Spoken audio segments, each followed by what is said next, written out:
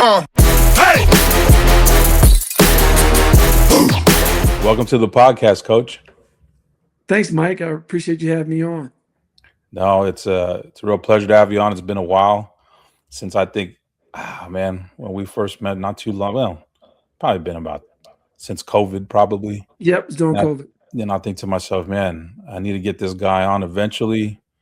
I know you've been here and there and everywhere, just like a lot of us coaches. And so now that I nailed you down, I said, this is it. You got to get it done, man. So I appreciate you being on. No, I thank you for being persistent. Yeah, no, have to be. It's the only way to live. No Coach, doubt. that's how I got my wife. But in any event, that's how I keep her too. Uh, I want to start off by asking you, Coach, how are you introduced to the game of basketball? Life introduced me to the game of basketball. In the neighborhood where I'm from, the court where all the best players played was literally maybe 200 yards behind my house.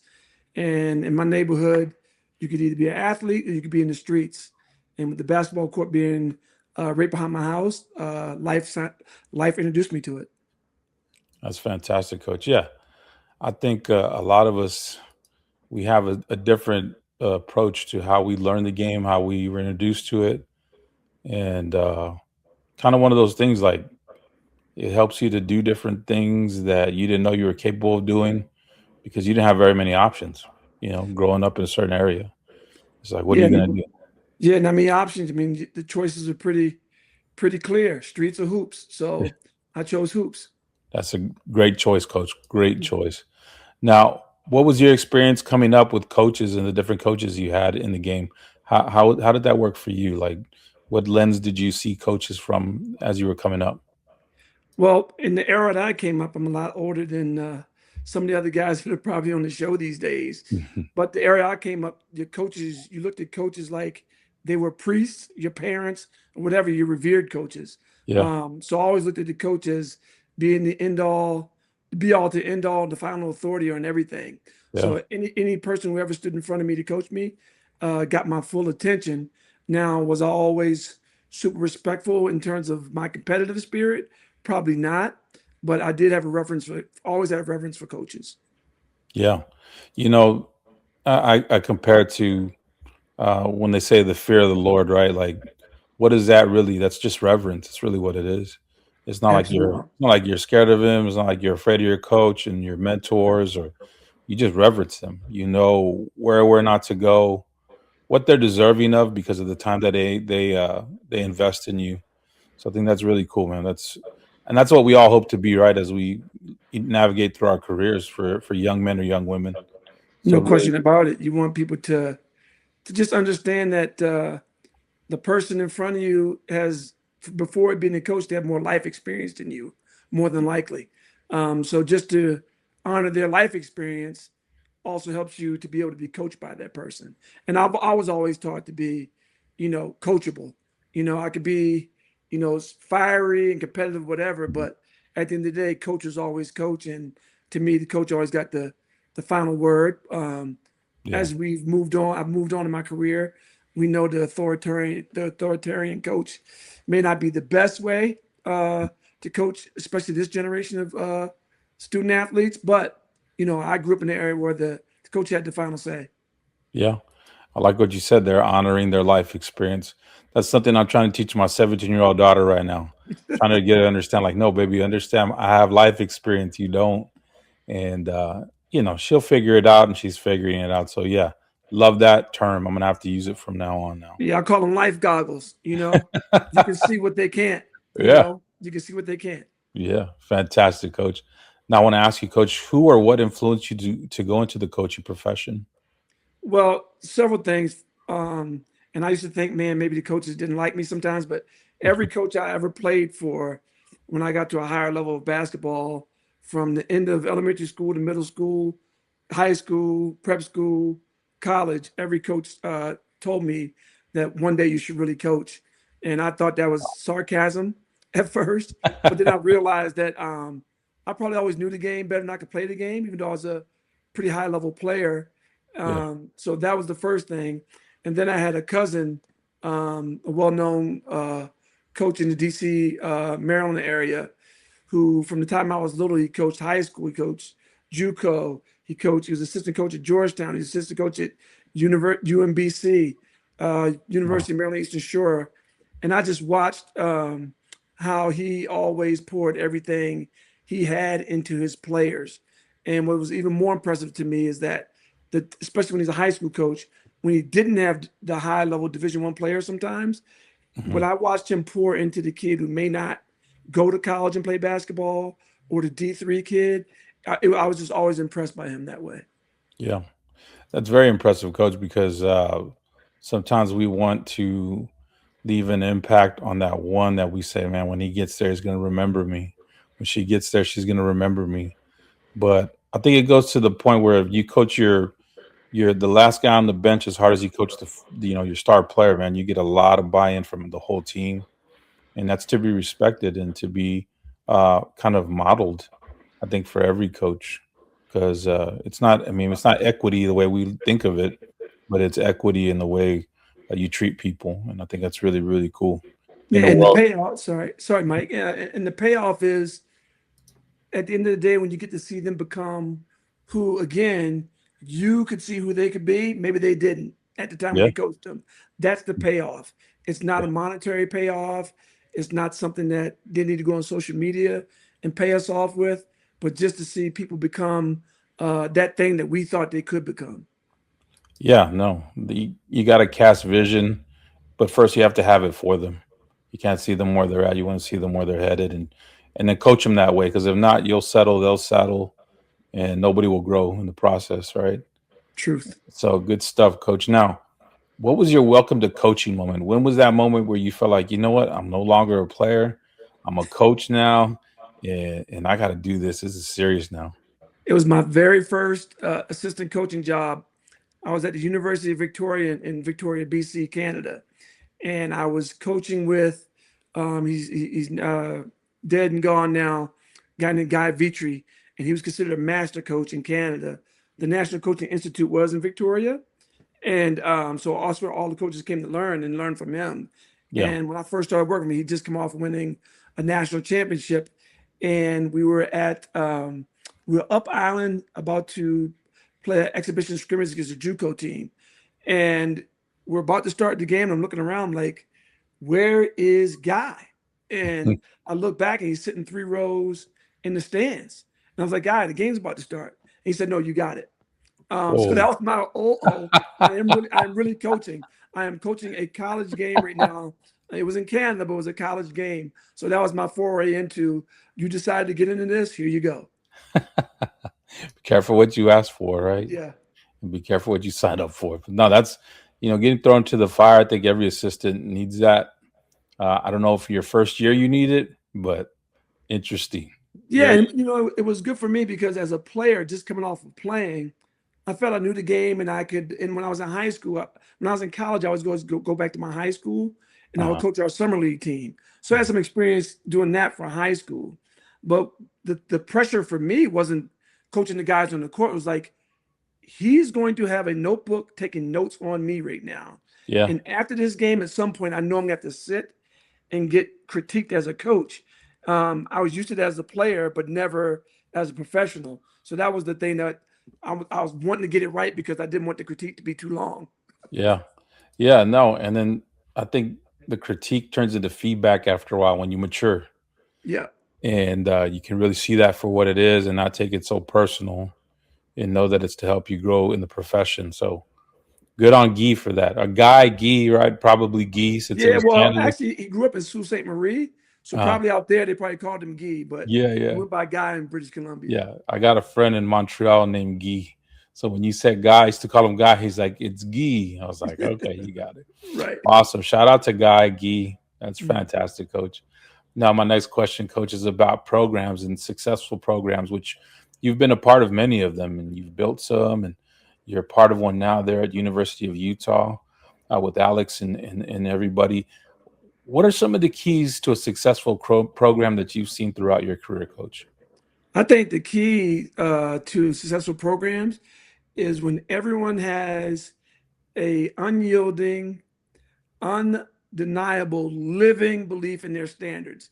and they Wow. actually live the standards. In this era where everyone talks about, you got to create standards. Okay, but the thing is, are they living bricks? Are they Wow. living words? And those are the best programs. Like once you create a standard and everyone actually lives it, and even when others come in, like the best is when you're somewhere, and I've been in programs, and all of a sudden the athletic director or someone like that's traveling with somewhere. And Yeah. by the end of it, they're using the same verbiage and vernacular as we do because everyone is actually living the standard and they embrace it. And then the last piece of it is when people have a willingness to accept accountability within those standards. And as you saw, I said nothing about talent. Yeah. Talent's going to take care of itself. But when you have people who believe in the standard, um, it's unbelievable. And for example, when I was at Villanova, and you hear anyone ever came to Villanova, Villanova didn't just use the word attitude, we lived it. And Yeah. attitude wasn't having a smile on your face. It was the attitude to be able to move on to the next thing if things didn't go your way. And everyone in that program, we lived it. I like what you said about standards, coach, because it's huge. I think your standards become your environment, become your culture, all those things, right? And I think, like you said about the AD, about any other stakeholders, right? Seeing that for what it is, and they start using the terminology and the vernacular you're using, it shows somewhat of the influence you're having. I mean, the basketball team can influence the football team, can influence the soccer team, and I think that's when you really understand what culture you have, and the standards are really impactful when they Yeah, impact other programs. yeah. And for me, at the end of the day, I'm a teacher at heart. I love teaching the game. I love teaching kids, and for me, standards are really good because it gives you something to shoot for, right? Yeah, And the conversations you can have with student athletes when they don't meet the standard, you just don't hammer them, like rules hammer yeah, people. Standards give them somewhere to go, or when they exceed the standard, you have a great conversation about how they exceeded the standard. yeah. So I think standards are really, really good, and I like to live a standard-based coaching philosophy rather than a rule-based. That's fantastic, and I think that works for this generation right now of young person. This new generation of player is so intricate in the way they approach the game. Even though they may look at like they're looking at their phone doing nothing, something's happening up in that sphere here that we call our brain and in our minds. No question about it. They're processing things left and right. So I think it helps us to really like standards are really important, not just rules or Yes. solely just rules or solely just stand like a good mix there. And that's great, coach. Now, I want to ask you how important is it to you to have a great work ethic and have high character in this game? The work ethic, to me, is if you're dedicated to the profession, Hmm. you should have a high work ethic. Yeah, The key piece, that's the last part you said, is the high character. There are a lot of bad people out there working hard, but what you want to do is have the work ethic to kind of match the character, and I said it the other day to someone, like, character is so important because it bleeds into everything. yeah, And that's what it is for me. Like, I know that none of us are perfect and I make a lot of mistakes and I don't have perfect character, but I'm striving to have really good character in the midst of working really hard. yeah, And for a lot of young people who want to get in this business, they think it's glamorous. It's a hard profession. It's a fun profession. It's a really rewarding profession if you go about it the right way. yeah. But if you don't work hard, you have no chance in this profession. At all. And if you're not a person that people trust and respect, you have no chance in this profession. So Yeah. that speaks to the character piece. Yeah, no, you'll have one job with hard work that might get you somewhere, but without character, you'll never have a job anywhere else. No question about it. Because everybody knows everybody, and I think that's a good kind of tool for young coaches to understand that want to get into the profession is like, don't think you're fooling anybody because everybody knows everybody. And once you've shown your true colors, then everybody's going to know that. And I'll tell you what, coach, everybody I've ever talked to about you that brings up your name, high character. That's all I've ever heard. So when I hear you say that you work hard and you have high character, and it's not perfect, like you said, because none of us are, not a single Right. one of us, Right. we're always striving and working towards that North Star of how can I be the best version of myself? And I think you've left that impact and then that imprint on a lot of people. And so I'll Thank just you. give you that kudos for that, coach. Thank you. And with our players, the big deal is everyone's going to work hard, Yeah. and but character is the separator because Yeah. character is going to be the thing that lets you go or helps you go that extra mile, Yeah. or to be a great teammate or to be coachable. Those are the separators. Yeah. Or for the next 50 years after the game, right? What are you going to do with your life? Right. And character is going to take you a long way. Now, coach, I want to ask you about mentorship because mentors are super important in my world, right? Because I do so many different things and I have a mentor for the different areas and spaces in my life, like a board of directors, even. How Right. important is mentorship for you, coach? Mentorship is huge. I have friends in coaching. I also have a Sunday prayer group that we are kind of accountability partners with each other, or we Yeah. just uplift each other every week or send each other notes throughout the week. Myself, I probably mentor more people than I can think of, especially in this business, young coaches and even some of the older coaches that we kind of mentor each other. And I was just this past year, I participated in the NABC mentorship program, you Wow. know, um, and that to me is just as much as given as much as required, right? For sure. So I've been given a lot, so I have to give a lot. Yeah, no, that's important. Like you said right now, you want your cup to be full so you have other people fill it for you to a degree, right? Right. In your spiritual walk, right? Like you need that filled too, so you can pour it out and be of assistance and help to others. Because yeah, I mean, it's more blessed to give than it is to receive. Yes. If you're not receiving, it's a little difficult. It's a little difficult. Absolutely. And if you want to receive, give. Yeah, yeah, super important, coach. Yep. Simple. Good stuff. Now, I want to ask you about, college basketball, what it is today, right? It's kind of, to some people, it's polarizing. To other people, it's the greatest thing since sliced bread. From the perspective of the transactionalism of it, right? Because there's a lot of transactions going on, money, all that. But I want to ask you a deeper question to that. And how do you keep a transformational approach in this highly transactional landscape? It's going to sound like maybe Pollyanna, pie in the sky, but it's the question is more, what's your purpose? Yeah, Why are you in this game? yeah, If your purpose is to see other people do well and succeed, you will always be in a lane where you're more transformational than transactional. But if you're in this game to get everything out of it and give nothing back, mm, transactions is how you live. yeah, But for me, human beings are relational. The game of basketball will always be relational, no yeah, matter what. I was just telling another coach a couple weeks ago that, hey, you still have to have great relationships in this business, even though at the end of the day, NIL and all that, to get into a conversation with someone about maybe getting their player if they don't know you or they haven't heard of you, or if your reputation precedes you in a negative way, you yeah, don't have a chance. But I'll just like, what is your purpose? If your purpose is to see others do well, you're going to always be in a lane where it's transformational. yeah.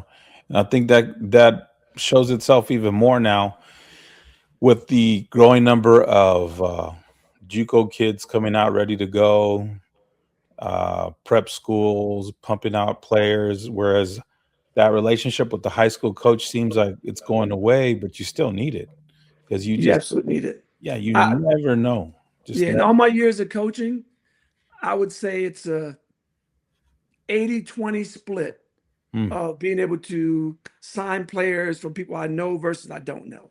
yeah, I've rarely ever signed a player for someone I didn't know, or I didn't know someone who had a great relationship with that person and we got a great relationship.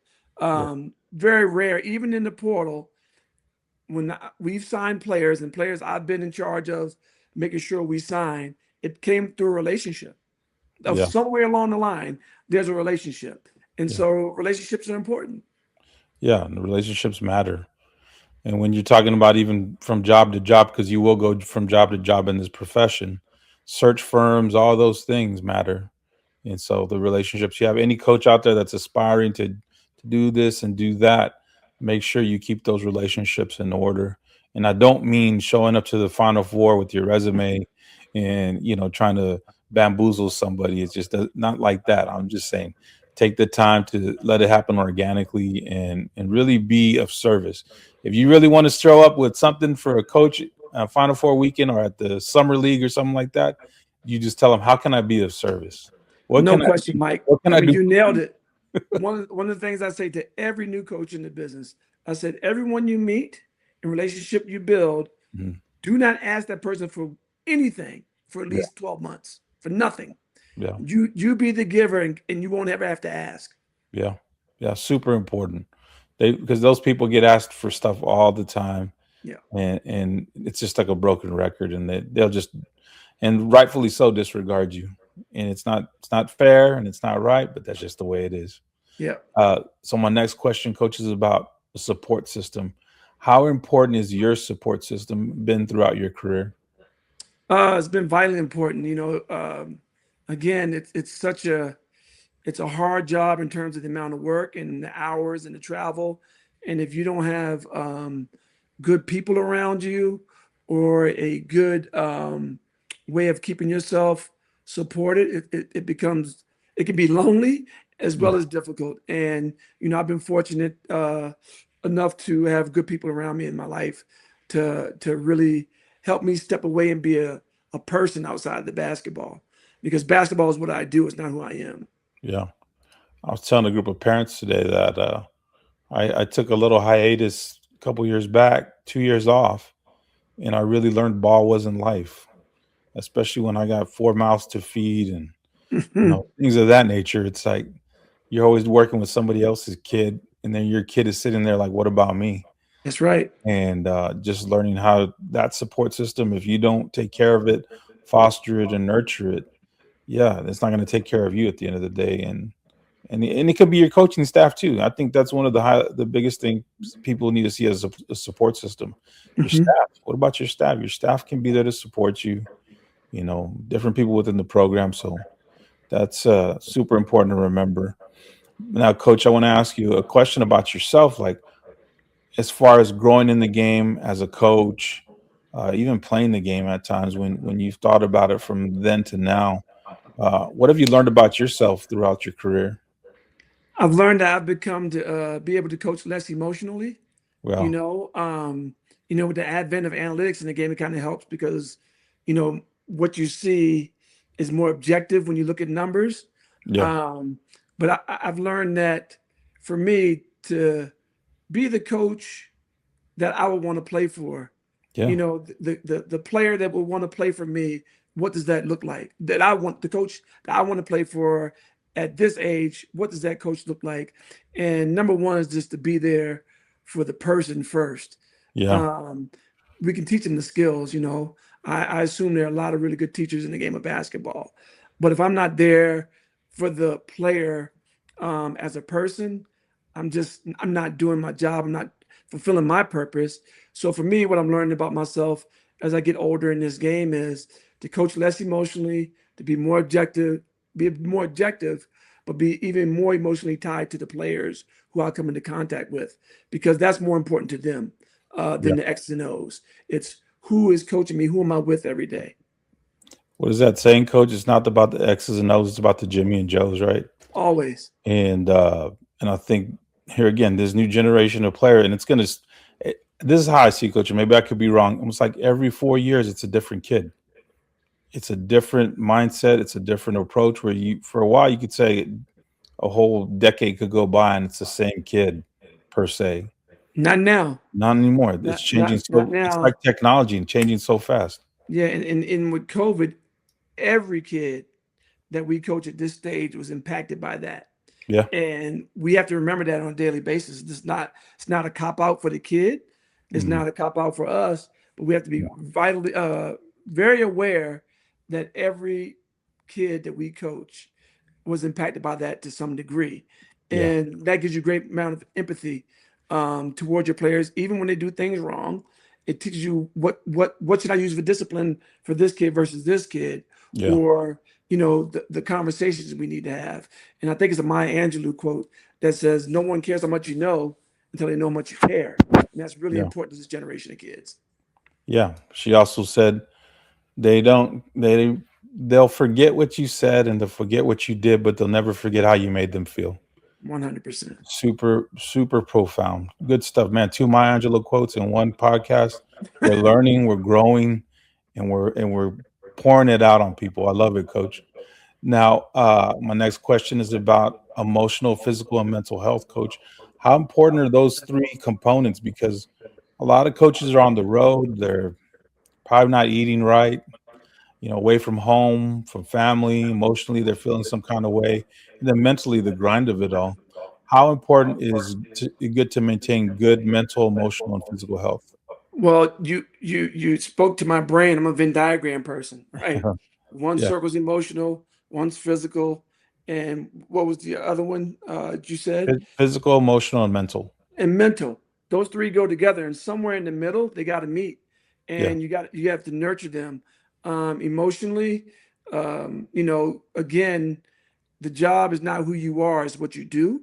Yeah. So impacting you emotionally to a degree where it's negative means that you're not in the proper mind space about what you're actually called to do with the Yeah. job. I'll admit physically it's really hard, especially when it's recruiting season, Yeah. for coaches to really take care of yourself. But you have to find time, you have to find pockets, and be more aware of. For me, it's not just what I'm eating; it's how much am I eating. Am Yeah. I eating because I'm sitting here watching the eighth game of the day and I'm bored? So Yeah. I have to be very, very aware of that. And then just the mental piece for me, I find a spot every day to at least read for 20 minutes. Um, and that just maybe nothing about basketball, nothing about sports, but just take my mind somewhere else and feed my brain. Yeah. No, it takes you to a different place where it kind of recalibrates your brain. Because sometimes we need that recalibration because it's like boom, boom, boom. It's all you hear squeak, squeak, squeak, sneakers squeaking, ball bouncing. And you're like, okay, I need a distraction from this. And then you can kind of refocus and all that, I believe. And reading is really good for that. I believe it. Our Mhm. imagination goes somewhere it needs to go, and it can really help us. Now, coach, I want to ask you a big question. Your why. Why do you do what you do? Um, the simple things, basketball made sure that I didn't end up being a statistic. You know, Wow. um, that's my why. It's not about the money, the fame, the quote unquote fame that people think all of us Yeah. coaches have. But my why is like literally, it's what saved me, and it's my job in my mind to save others. And it doesn't mean you're coming from poor in the hood or something. It's like maybe saving you from yourself. You could be the richest person in the world and still be on a downward spiral, to not be what you ultimately could become. So my why for doing this is, it took me and showed me basketball is literally taking me around the world, Yeah. multiple times and back. I've been through the mud in basketball, and I've been through the highs in basketball, and I just feel that I do this because I want to give back to the game, and I want to give to the kids who dedicate themselves to the game that we all love. Yeah. Now you take care of it, it'll take care of you. Like we talked about the support system. I think a lot of people, just in general society, don't realize how helpful organized sports is to the human condition. Like you said, sometimes it saves us from ourselves, especially as coaches, because they were like, man, what did God give me a gift to do? What's my Mhm. assignment, right? Yeah. And you can find your assignment in a lot of different ways. But if it's based around people and helping people, man, you got the right assignment no matter what. Yeah, People. and then this is the deal. If you want to help people, the job's gonna find you. Yeah, It may not even be in basketball, it may not be in football or soccer or track, but if you're there to help people, the job is gonna find you. That's just how it works. yeah. No, has an amazing way of doing that. For my last question, coach, is always about legacy, and you still got a long ways to go at the tender age of 54. You still got a long ways to go, right? And so I want to ask you, coach, what would you want to be said of you when your time in the game is over? He cared. He cared. He left it all out there, just like a player. You know, when he came to work every day, he emptied his bucket. He woke up the next day, he emptied his bucket. So for me, I just want to leave a legacy of like, I'm going to empty my bucket and leave it all out there. And I care about the game, and I care about the people who choose to play this game.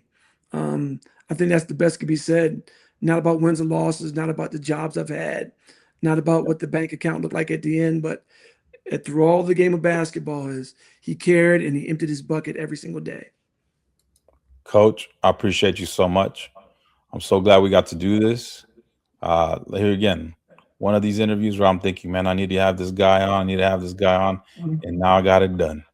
So Thanks, Mike. I can go back to our brother Kevin and our Living Trophies family and be like, all right, got one down. Who's next? That's Who, right. There's many right? more. We have many There's more many left. more. Yeah.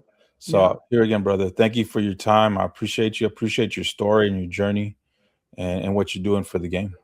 Thanks, Mike. I appreciate you having me on. Yes, sir.